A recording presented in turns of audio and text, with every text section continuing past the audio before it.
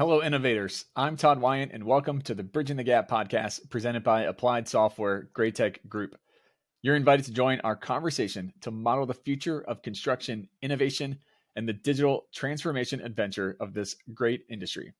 My guest today is Anthony Zuefeldt. He's a senior solutions architect at Applied Software Graitec Group. He's a computational design expert with a deep background in AEC technology, operations, and business strategies. Welcome back to the show, Anthony. It's good to be back. And we were just chatting beforehand. It's your first solo gig on the show. Last time it was with Marcelo and Christopher Riddell. So welcome, just you. I'm excited. I feel like I've made it to the big time. So I'm honored. It's great to be here, though.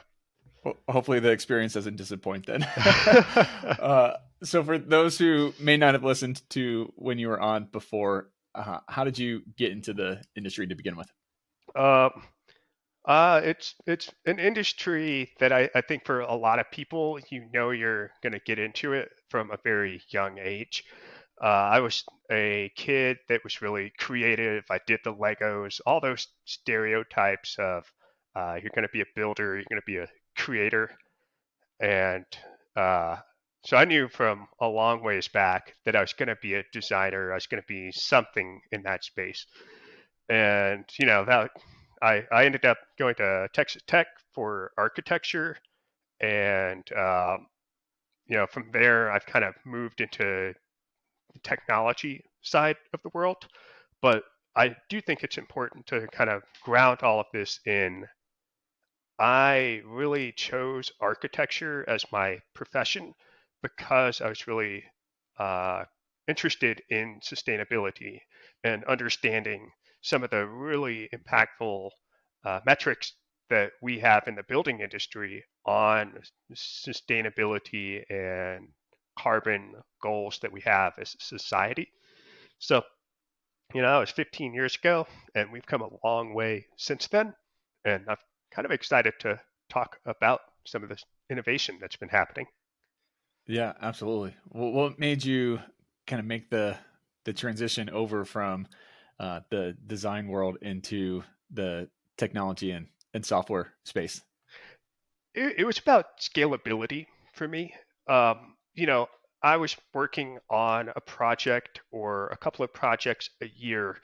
And while I think I could make a deep impact on making a building or a couple of buildings really sustainable, what I realized is that, getting into the consulting space, getting into the thought leadership space, we can really begin to help multiply that impact by showing many people how we can make better design, how we can achieve lower carbon outcomes.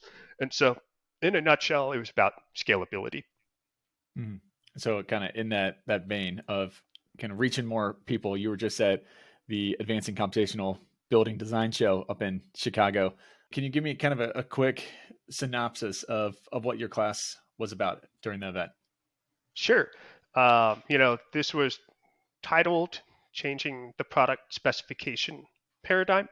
And really, it was, again, grounded in this idea of sustainability and equipping design and construction firms to take control of their specifications through the lens of embodied carbon analysis.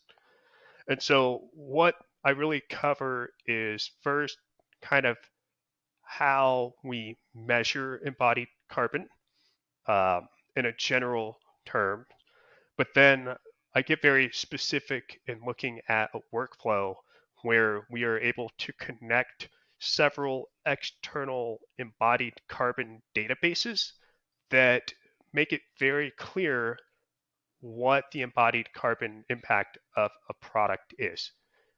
To give an example, and this is a specific example, this was actually a part of the case study of the presentation, but at the Denver International Airport, there's a big expansion of the terminal that's happening. And Galoon Snow was the interior designer on the project. And what we wanted to do is to empower the designers to understand how much embodied carbon is in an airport chair when it's leather versus some kind of recycled eco product, and being able to really have a clear visual inside of an application like Revit or in a dashboard in Power BI, we can look side by side and see when I put in this chair with leather, it's going to have 120 uh, you know, kilograms of embodied carbon versus this synthetic leather is going to be 15. And then you multiply that over 2,000 chairs, and suddenly you have a substantial difference. Mm-hmm. So, in a nutshell, that's what the presentation was. It was talking about how we measure embodied carbon, and then how we give our designers and specifiers the tools to make good choices grounded in an understanding of the embodied carbon impact of the products that we're considering. Why should firms really be thinking about this, and how should they kind of wrestle through this topic? Well, I mean, I think there's the part of me that's the idealist, and I want to say you should be thinking about this and doing this because it's the right thing to do. But I will also give you the cynical side of the fence, which is that it's in your best interest as a firm, because what we're seeing is both the regulatory landscape is changing to where what was before a volunteer based is now becoming a mandatory. So getting into sustainability outcomes, you're, as a firm, risking losing business in the coming year and years if you don't have a game plan and credentials around achieving sustainable building outcomes. Mm-hmm. So I'm curious, because I feel like when we talk about sustainability, it can seem so pie in the sky concept. Oh, sure. To kind of be trite about it. I don't mean to belittle it, but it seems like, oh yeah, sustainability. It's a big thing. We all need to do it, but practically, something gets lost in translation, that people think that it's kind of like the collective problem, but not an individual problem, and the collective's never going to do it unless the individual takes ownership and starts doing it. What are your thoughts there? How do we make it more individually practical to get buy-in?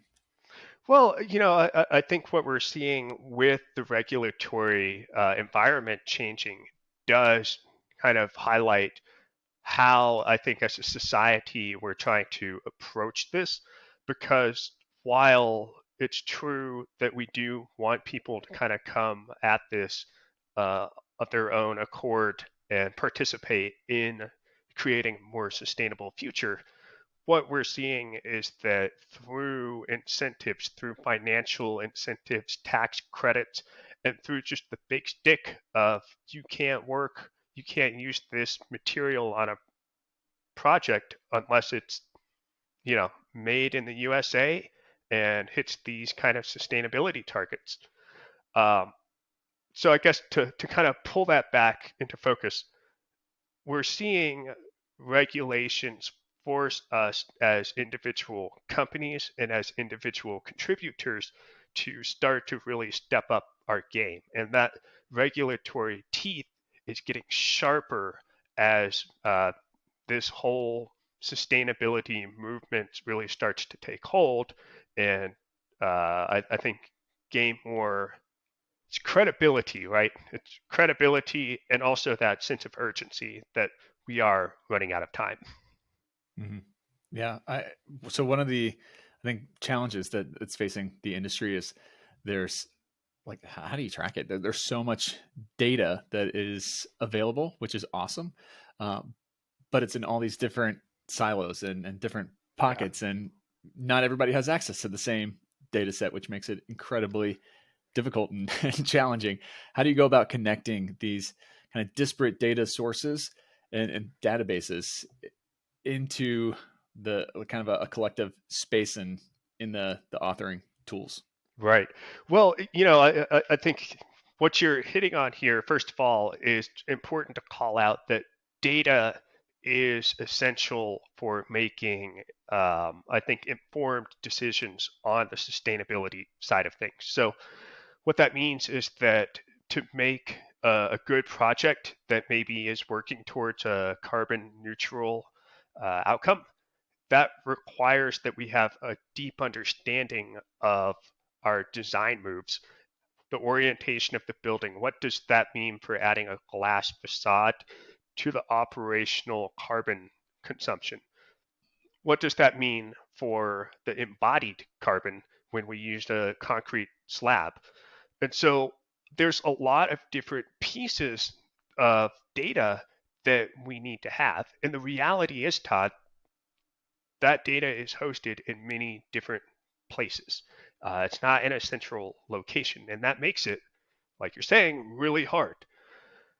The good news is that it's getting easier every day to get that data and bring it into your design environment and bring it into your project management environment. If you look at some of the leading kind of database applications and the tools that we have to connect to them, it's getting very easy to do stuff without programming to connect data from different sources. So an example of this is really going to be building transparency, which is a sustainability startup. I don't know if they're a startup, but they are a company focused on this. And they have a database called EC3. And this database is super easy to connect straight into Revit. You can connect it straight into Power BI. And so thinking about tools like Looker Studio or Power BI, you can hook into these databases for free, non-programmatically, and then you have an automated data relay that provides us with up-to-date information on sustainability metrics of, the materials that we're using and the products that we're using. Mm-hmm. Yeah, very cool.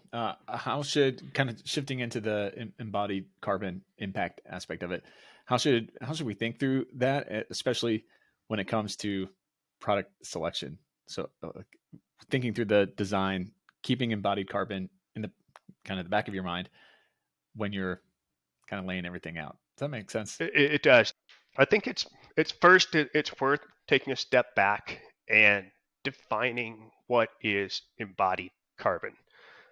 Um, Embodied carbon is essentially when we think about a building, uh, the energy consumption that happens to cool and heat the building, to light the building, that's all operational carbon.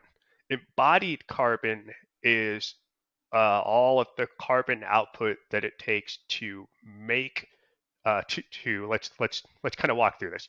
It's the carbon that it takes to extract the raw materials from the environment, like cutting down a tree to make lumber, then taking that to the lumber mill, the power that it takes from the lumber mill to cut all the wood, and then the carbon that is generated shipping that to the distribution facility like a Lowe's or a Home Depot, and then getting that to the job site. It's also what happens after the building is decommissioned. If we were to tear down the building, what happens to the construction materials after the fact? So that's kind of embodied carbon. And I think one thing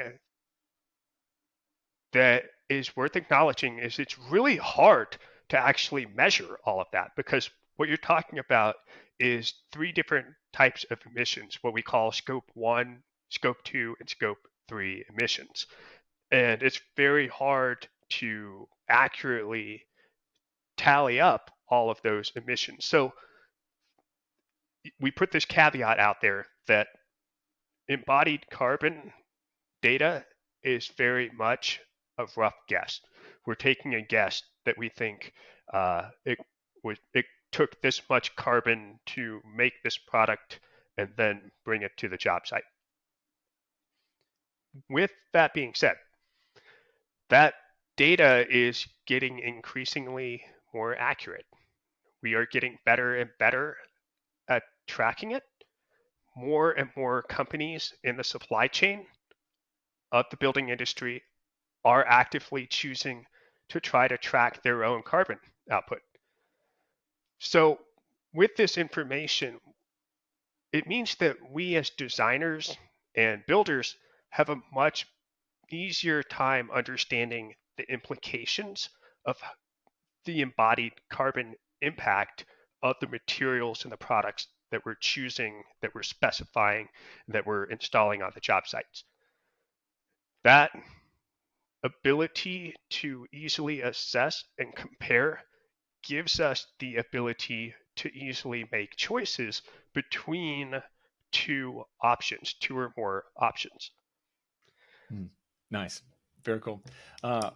What? Let's shift into kind of the handover process. How can we improve that using sustainability reporting when we're handing it over to the owner? Sure. So this is another spot where it's really again, whatever your beliefs are around sustainability and climate change and all those things, I get they can be maybe a challenging topic for some people, and that's okay. But what's worth calling out is that as we kind of shift into this new era where ESG reporting is becoming increasingly a mandate amongst companies, ESG kind of being environmental, social, and corporate governance, there are standards that are being put into place, and publicly traded companies are required to have ESG reporting.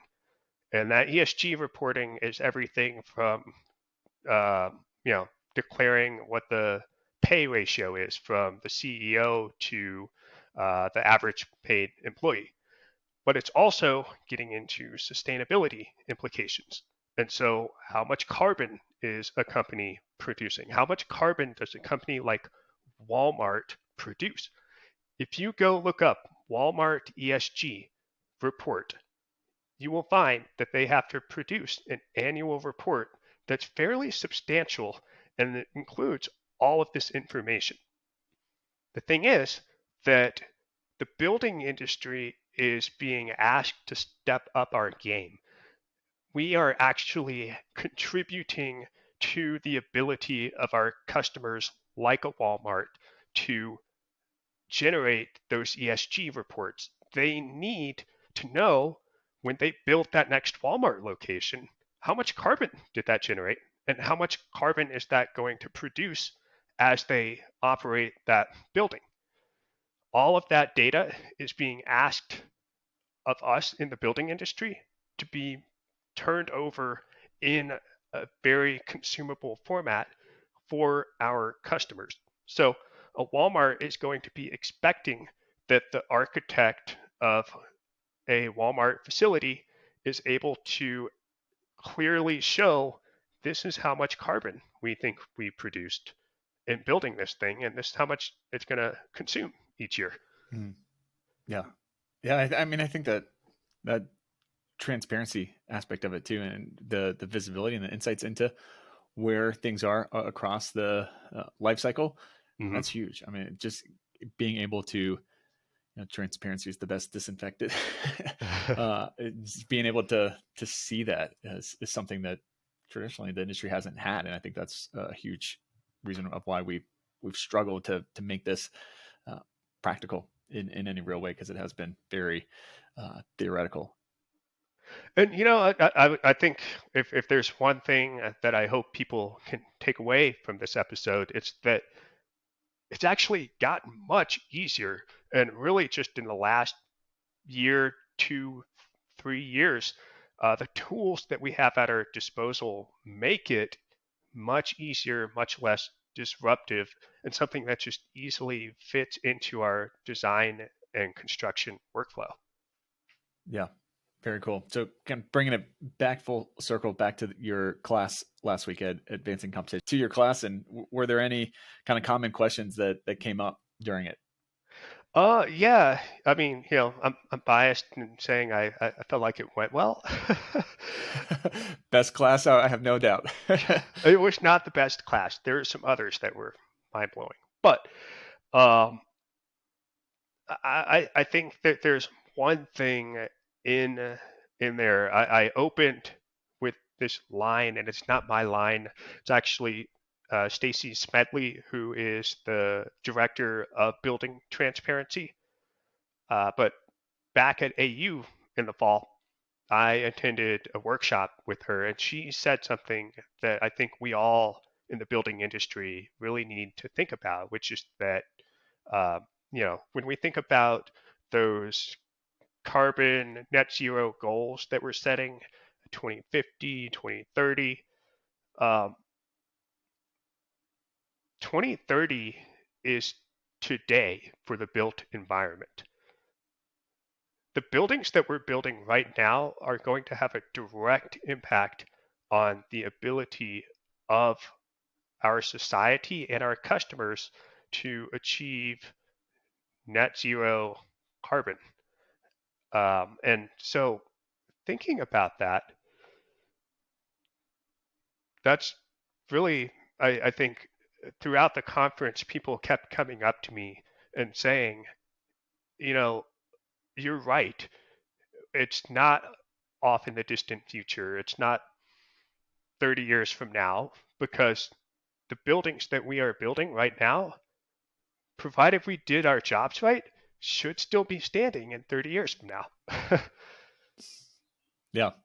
Yeah. I mean, you would hope for sure. Uh, so the event is all about, obviously computational design and really kind of bringing that, disseminating it across the industry. It's the last time you were on, we broke down computational design in more detail than what we'll do this episode. But uh, what kind of are your thoughts? What's the state of the industry, so to speak, around computational design? Oh man, I got a lot of thoughts. um, you know, if I'm to be completely honest, I left that conference with a sense of unease. I don't think people realize just how disruptive change is coming our way. Some of the presentations that we saw at the conference by some incredible, innovative thought leaders in our industry, the extent of automation that they're achieving and the sophisticated design reconciliation is honestly, like, it makes you really question what is our future. What does it mean to be an architect? What does it mean to be an engineer if I can push a button and I can solve the entire structural design with the click of a button? Um, I think that our industry has a long ways to go before we get to buttons automate everything, but we're closer than we think. Uh, yeah, Anthony, I totally agree with that.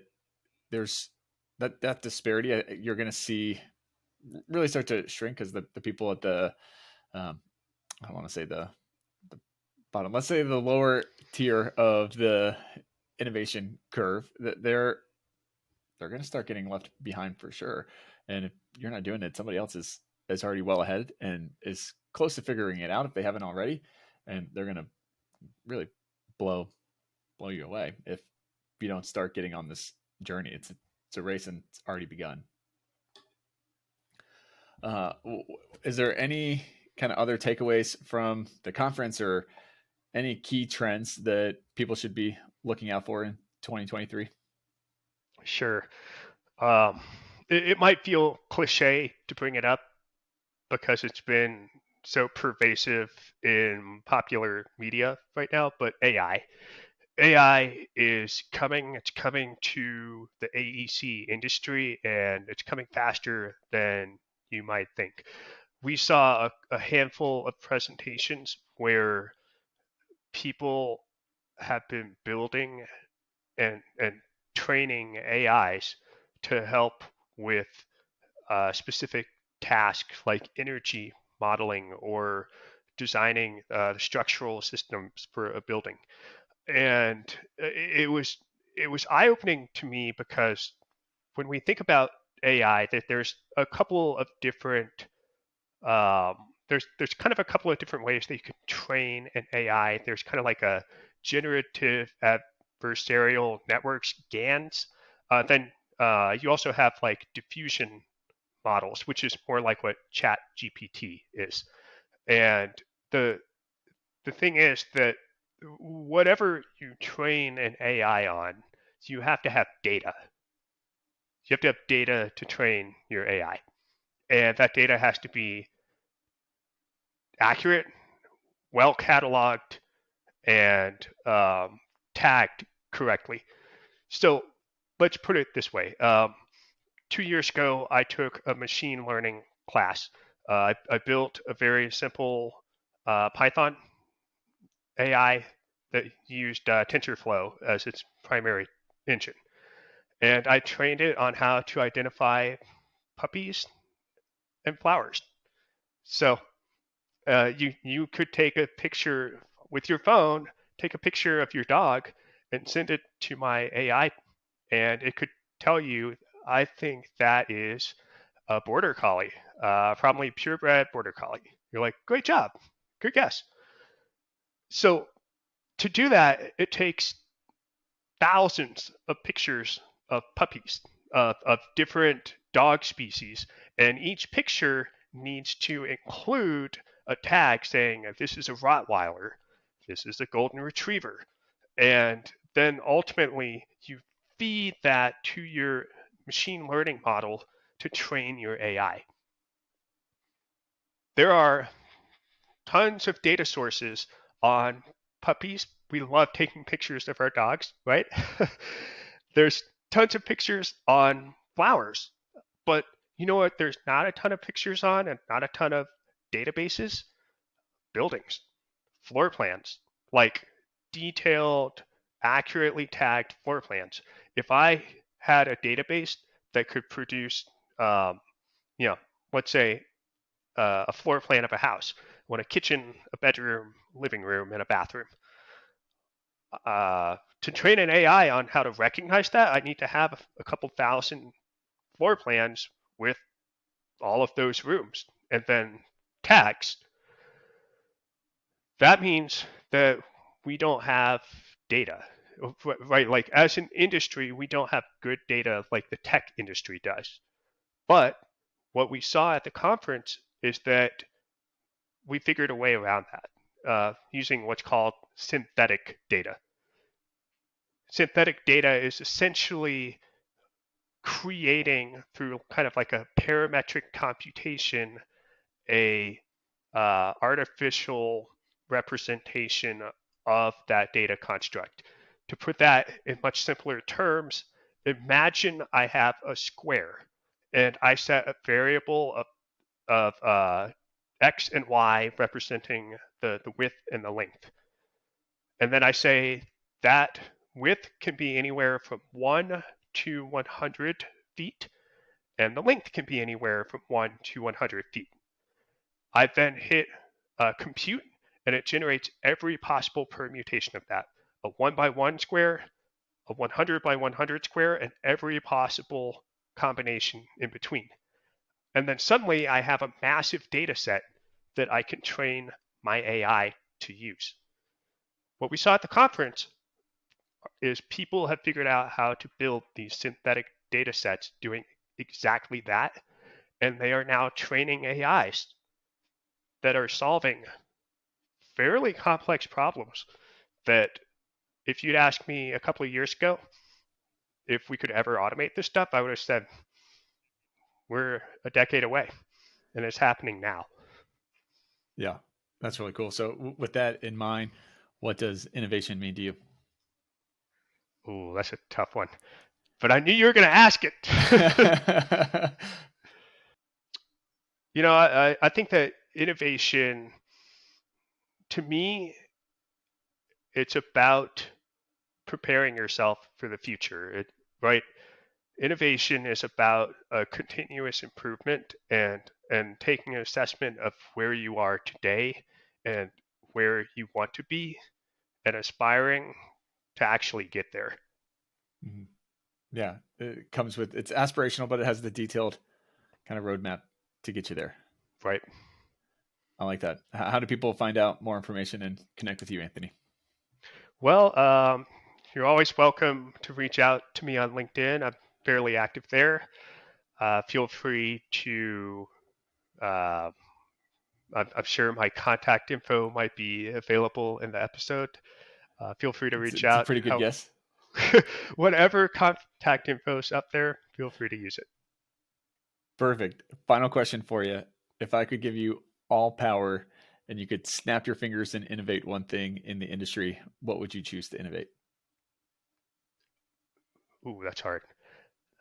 I think from an innovation standpoint, could I give you an answer that seems less innovative and more cultural? Sure. I think more open knowledge sharing. We have so many people doing so many cool things in their own silos, in their own corners of the world. I think part of why I love Bridging the Gap is that you give people a platform to share the cool things that they're thinking about and working on. I think collectively as an industry, being able to shift that culture and that mindset to be more open to sharing. Let's share, and together we can get to that better future. Yeah. I think you discounted how innovative that thought actually is. But yes, it's not tech innovation, but that's incredibly innovative because it, quite frankly, doesn't get done as much as what it needs to. I'm a firm believer in let's share knowledge and have space and dialogue for people to come on and share their knowledge. Because if we're not, then as soon as that person leaves the industry, whether it's in 30 years when they're retiring or now because they're fed up, that information's gone. So we have to be able to have these conversations and open it up to people to learn from others. We don't know it all. That's well said. And I mean, there's things that I know that you don't know. There's things you know that I don't know. And again, kind of being able to crowdsource that knowledge and innovation, that's going to generate the strongest possible outcome. Amen. Preach. That's a great way to end the episode right there. I got nothing else. Mic drop. Anthony, thanks so much for taking the time and coming on solo this time.